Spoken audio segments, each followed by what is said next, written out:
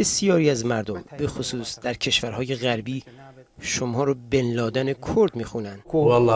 من خاک زیر کفشای بن لادن هم نیستم. بن لادن در دل و جان منه. بن لادن یکی از 4 سردار بزرگ تاریخ امت اسلامیه. طارق ابن زیاد، صلاح الدین ایوبی، محمد فاتح و بن لادن. به هر 4 تن افتخار میکنم.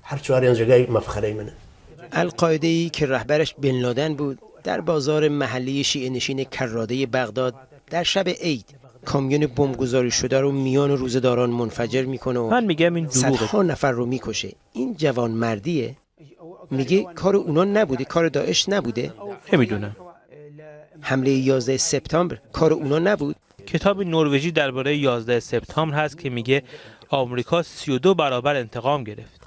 اونا چرا به برج‌های آمریکا حمله کردن؟ چرا اون ضربه رو زدن؟